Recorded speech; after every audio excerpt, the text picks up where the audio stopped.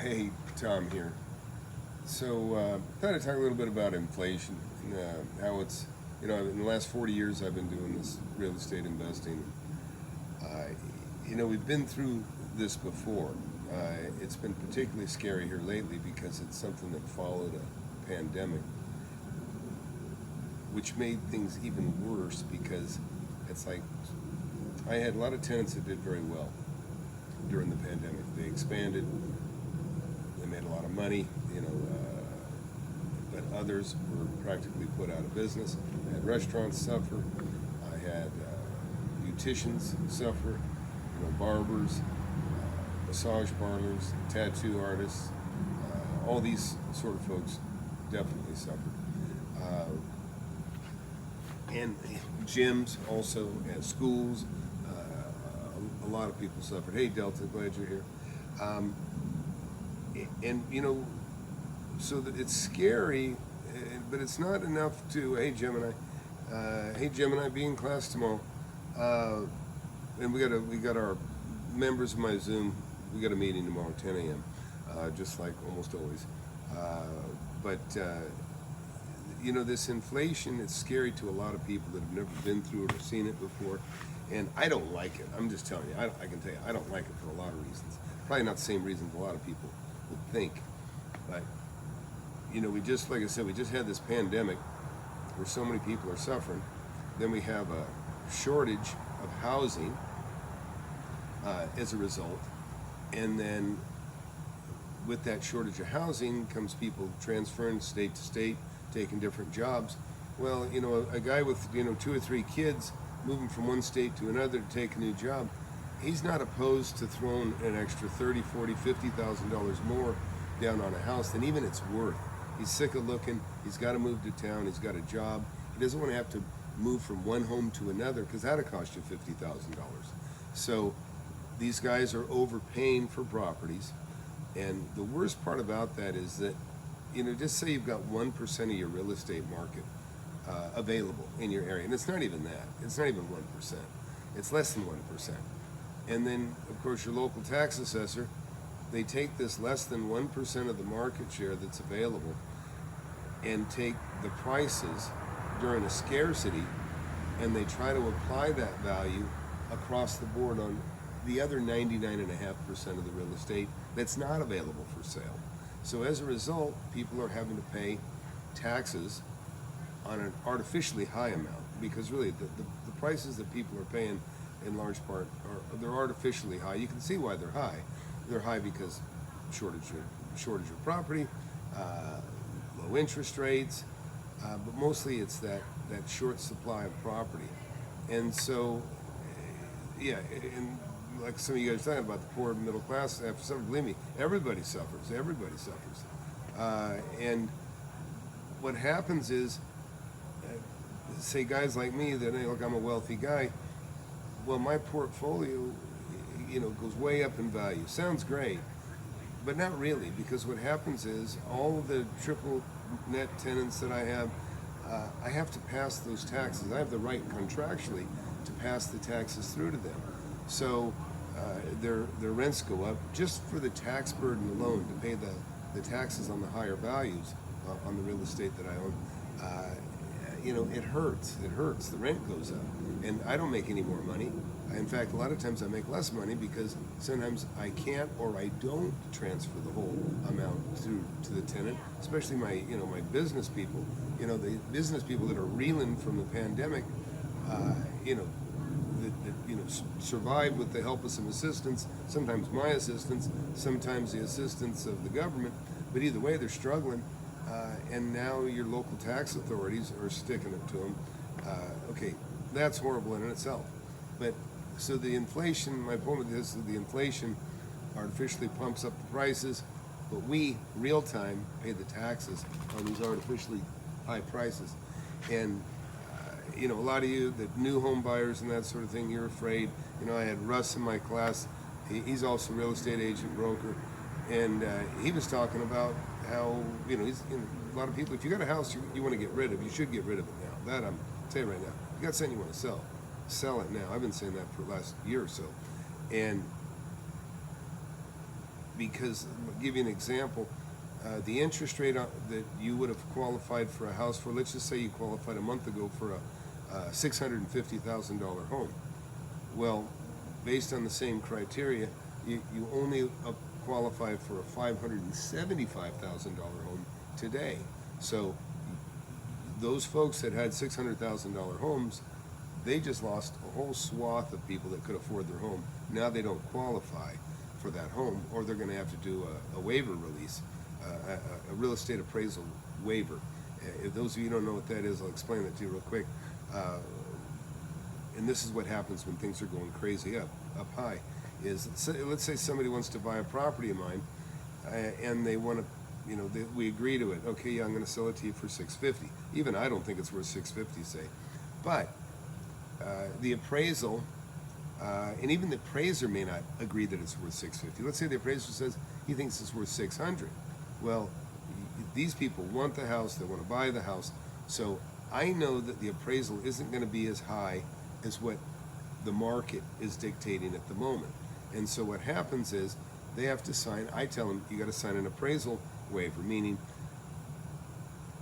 if it's contingent on their financing, they have to waive the fact that the property may not appraise it. So, let's say it appraises at $600 and I'm selling it for $650.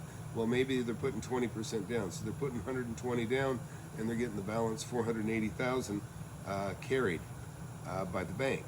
Well, they wanted to put 20% of $650 down, but the appraisal didn't come in at that. So with the waiver, the appraisal waiver requires that they pay the 50. In other words, they're going to have to pay the 120. They got the 120 from the bank to cover the 20% on the appraisal, but the difference, the $50,000, they got to come out of pocket. And so then they have to look at their wallet and go, gee, do we really have enough cash? So maybe they can get 15% covered by the bank, and they'll pay $50,000 out of pocket over and above, whatever they got to do. But the bottom line is, it's tougher. It's tougher on them for cash out of pocket, and so they can't buy as much if they're limited to, the constraints of the down payment. Of course, that serves me for selling. And believe me, I got houses all over. I got properties. Yeah, I know. I heard it's back to 5%, Matt. That's what I heard, which is a big jump, because my daughter was just qualified for a loan. I think they give her a quote of 2 5/8, or something like that. I don't even bother. I mean, I pay cash. I finance them from other assets that I have that I'll draw lines on, or if I have cash from something else. Lately, at the beginning of this year, basically, I just sell one of these homes that was probably only worth $450 that I sold for $600,000 or $700,000. I just took that money and then I'd go buy $200,000, $300,000 homes. And even now, it just boggles my mind. Look, I use I use the same thing everybody uses, Zillow and Redfin and different things, but also PropStream, which if you can go to my links below, you'll see I've got a PropStream link. I really like PropStream, and I think you get a discount if you use that link below, but I'm not pushing that at all. But when I look at these references, I've got properties that I paid $300,000 for that are hitting $500,000, and that's in less than a year. And I got properties, that I paid $1.6 million for. At a 6 cap, it's worth $2.4 million. And I've got other ones, other houses, they pay $450, they're worth $900, and I mean, that's just as a point of reference, according to, PropStream and Zillow and these different sources, and they're pretty accurate. In fact, they're pretty close. I mean, but that's my call that these are pretty close, because I know what the market will bear. I got a house, next door to me that I would have never thought would have been worth more than $900,000. I think it sold for $1.2 million, and they were asking $8 million for it. This stuff happens. And so where do we go from here? The interest rate's going up. I'm thankful for that. I saw some of the things adjust. I like commercial properties. Hey, please hit that thumbs up. Please hit that like button if you would while you're here, while we're talking about it.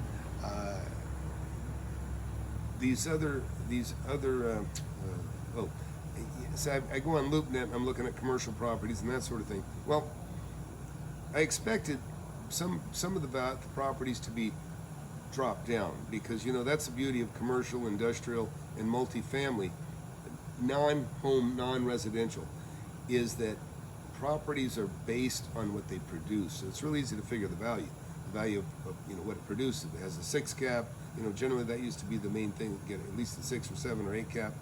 I got a 9 1/4 cap on the last property that I bought, which is like a home run by today's standards. Didn't used to be that way, but it is now. Well, some of these people, like, I was looking at a Take 5 oil change.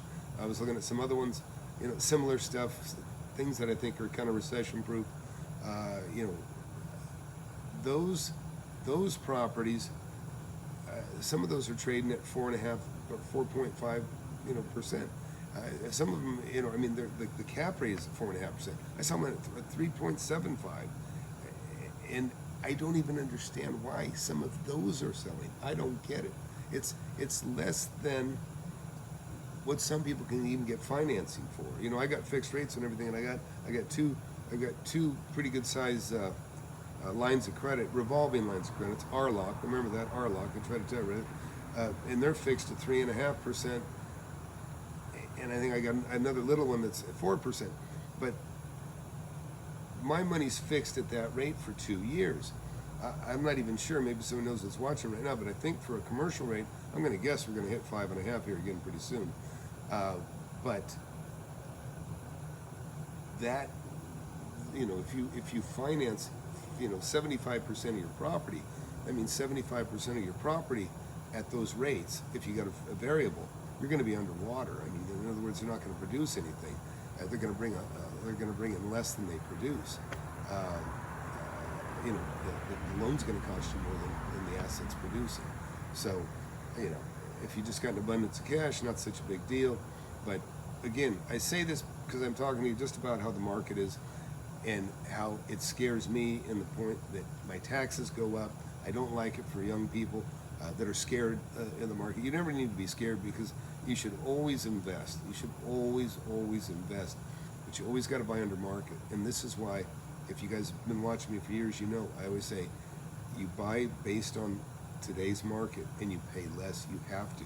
That has to be your standard. And you have to have a high standard of profit, because when things like this happen, where there's a big adjustment on that, like just say the first thing I talked about, a house that somebody was $650, the person that qualified for that $650 house a month ago, now they only qualify for $575. If you buy your properties right, you have the ability to do leapfrogging. Some of you know what leapfrogging is by my chapter on leapfrogging, phrase I coined, that about jumping ahead of the market to lower your price, to get rid of property when you want to get rid of it. But also leapfrogging is paying a higher price for properties that are clearly under market, that you want to get ahead of everybody else, make the highest bid, and get it, so that you get it. It applies both ways. But right now, those of you need to consider that leapfrogging chapter for maybe dumping and getting ahead of the market to get rid of some properties. I haven't really seen, personally, I haven't seen any significant drop in interest and a drop off in buyers, but I'm not sweating it, and I'm not a realtor selling property. I'm an investor that just got a handful of properties that I intend to sell, but I'm not terribly concerned about them. And that's really, I would like everybody to be that comfortable, because I know a lot of you aren't, but I hope you get that comfortable. The other thing is just not over leveraging. You should always be careful. You got to consider worst case scenarios, and a lot of people, can scare themselves out of doing some things, and so it's good to get feedback from somebody that you respect or that's been successful. But sometimes, like meet Kevin. There's a guy that he thought he was real good in real estate, thought he was real good in the stock market. He made a projection that Tesla was going to go to, I forget what he said, whatever. Pretty bold prediction. I remember looking at the numbers. That he was comfortable. It's going to be great in 2030 or 2025, and then he bailed. He panicked on a dip, bailed, and then the thing recovered. And I'm not even sure how many millions he lost by selling on the dip and out of fear. And then I saw a little while later that he's selling his entire real estate portfolio. Again, that's probably a huge mistake. But again, at least when he sells these property, he'll be able to show the profits that he made on those properties. And then he, because that's, the numbers don't lie. If you think you're a good investor, you can look at what you paid for something and look at what you sell it for, and then that delta kind of tells you, how smart you are. And I guess the smarter you are, the more money you make in a short amount of time. But so that'll be an interesting, if he does sell that market. I didn't watch the video, but I saw the thumbnail. But I don't know what some of you guys might be concerned about. Let me take a look. Anybody got any questions? Yeah, I'm sure. I mean, the Fed says they're going to raise them up, and I believe they are. And in all honesty, I welcome them raising them up, because agents, of course, hate that stuff. And I've seen people talk and say, "Oh no, they'll never do that. They can't do that." No, listen. The government is not known for doing things that are good, and the government doesn't control the Fed rates. The Fed controls the rates. So, Tom, are condos good for flipping? Dude, anything's good for flipping. Anything's good for flipping, as long as you buy it under market. You can sell it for more. You can flip a trailer. It doesn't matter. Look at Garrett in my class. I think he's flipped 4 or 5 trailers now. And made at least $25,000 or more on every deal he's done so far. So Pete says, I'm hoping higher rates will create more under market opportunities. Yeah, I mean, that's always a nice thing. The other thing is that everybody's going to be fighting the damn tax man to because they're more than willing to jack the rates up, but they're very reluctant to lower the rates when it goes the other way. How much of the market is being bought by huge corporations? I don't know. Everybody talks about Blackstone and others buying up large swaths of property. Listen, those guys just make bigger mistakes. Okay, don't be too concerned about it. They may be getting rid of those properties. They may have thought that was kind of a safe haven while things are not predictable. Let's see, where will we be in a few 50 basis points? I don't know. I mean, look, things probably already gone up that much now, right? So it's just hard to judge. I tell people the only thing I know for sure is that I don't know for sure, and a lot of it has to do sometimes with government intervention. I can tell you this, $6 billion school forgiveness. They just got rid of this $6 billion forgave the loans. Well, the problem I have with that personally is the universities. They'll have a hedge fund manager. They'll have they pay people to try to get a 3.5% return on the billions of dollars that they hold in their accounts.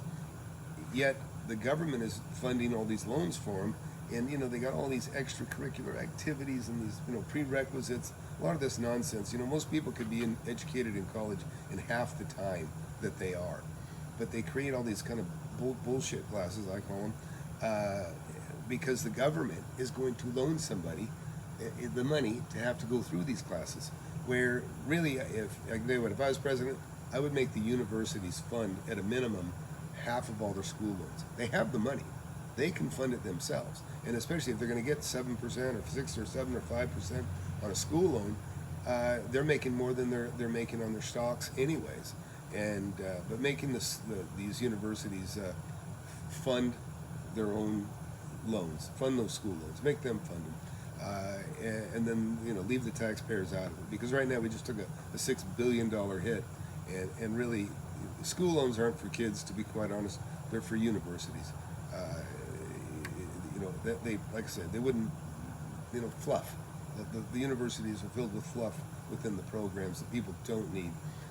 It just runs the ticket up higher, and they don't care, because all they're doing is wasting time and getting paid for it. So what else you got here? Many of my skip traces return LLCs as property. Well, that's okay. It's a litigious world. Listen, any property you find of mine is going to be in an LLC. You're not even going to know that I own it, or an LTD, limited partnership. Everything I own, I hold the same way. I don't have anything personally in my name except for maybe my home. They are creating more hazard by giving student loan borrowers a break. Yeah, I mean, there's kind of two sides on that. They shouldn't do the damn loans. They should make the universities do the loans. And they try to, the worst part about it is they'll give people they'll give people loans for college that don't even belong in college. They're not going to finish anyways. That's a tragedy in itself. What else? How do I find the owners of properties? Listen, if there's an address for an LLC, guess what? It's going to get to the property owner. LLCs are people. And also, by the way, the big corporations you talk about buying up these houses, guess what? Those are people too. They're just people that are invested in REITs, or and that sort of thing. So, whoever owns it, right? It's going to get answered by a person, and that person, and the LLCs, that could be somebody that owns just that property. A lot of people on YouTube push, get an LLC. It's a waste of time. You don't need an LLC until you really are, got at least $1 million. You have insurance to cover the problems associated with holding property. You don't need it to hold property in an LTD or in a limited partnership. You don't need it. It's ridiculous to spend money on that when you haven't, when you don't really have anything to lose or take. And I'm not talking about $10,000 or $100,000. I'm talking about $1 million. You have insurance that'll cover all that stuff. Somebody gets hurt on your property, that sort of thing. Matt wrote, if the government would get out of the student loan business, college costs. Oh yeah, you're right. You're 100% right. It's like I say, the school loans are not for kids; they're for colleges. And you're right. If we shouldn't even fund them. We just shouldn't fund them at all, because then the universities will lean up the program, and they'll start funding it themselves. And guess what? They'll be more selective. They'll only take students that have the ability to pay, and then they'll have students but also there won't be all this fluff, And then the people that need help, and I'm sensitive to that, the people that need help, the government can make maybe some student loan assistance for people that absolutely, can't qualify. And even then, when they do that, hell, you can still let the university do it. Let the university do it, because see, the universities would hold that student. Let's say a student doesn't have the money to get the loan. Well, they get rewarded on merit. Show that they can do the work, that they have the intelligence to pass the class that they're applying for. And then at least then the college can be honest with them and say, look, well, some college will work. You're not going to be a doctor. You're never going to be a doctor, based on what we know, but we will fund you to be a pharmacist, or maybe we'll fund you to be a bookkeeper, or whatever their, whatever their strengths are. But here's the other thing, industrial. We're losing, the government just pushes all of our industry over to other countries, and really, while they're pushing our industry over to other countries, they're taking in immigrants from all over the country. We have people that even natives here, in America, that aren't educated enough. They're not going to be doing coding and software engineering. They need those industrial jobs. They need they need the car making and whatever, just factories in general. But we're pushing all the factories offshore, and then we're taking in people that can only do factory jobs. And so it's terrible. We're handing the jobs over to China, and then we're taking in people that really can't do the work here. There's not going to be work for them. So we've become like a giant orphanage for adults and their families. If the government would get out, I agree with all that. Anyways, but back to the real estate stuff. Listen, just really be careful. Just treat your money like the tool that it is. Your money is your tool, and just be careful. Some of you don't have the bandwidth to deal with a really tough time, and so you need to factor that in. You need to be careful. Everybody thinks, they'll say, "Oh, you got some balls the way you invest." No, I've got some brains, not balls. I have brains. I have balls, but what I'm saying is, what I do is I'm not taking a risk. They perceive investing in real estate as a risk. It's crazy not to invest, folks. It's crazy not to invest. That's how you can make a lot of money in a very short time. You can make more money in a few years. I got students in my class that some of them retired and got $100 grand, $150 grand from their stipend from their retirement. Well, in a couple of years, now they've got $500,000 or $1 million. because they took that 150 and they invested it right. You know, they did their due diligence before they invested. They made sure that this was not a mistake, and they educated themselves to where they said, oh yeah, this is a good deal. I'm buying it for X, and I can sell it for, you know, X, and you know, they understand the delta that they're going to make on that, and that's what's crucial. You got to get your education. You got to know what you're doing. If you don't know what you're doing, you're scared. I know what I'm doing. That's why I don't have any fear investing. And really, that's probably the best indication you have that you don't know what you're doing, is if you're going to start to part with your money and you're fearful and you're unsure, it means you don't know what you're doing yet. It means you need a little more education. So, hey, I'm going to leave it at that. Flip Anything USA. Please hit that subscribe and like button, share. We'll see you guys around. Watch some of my other videos. You get a chance. And we're going to have a great year. We're going to have a great year. Those of you that are educated, take care. Don't take any chances. See ya.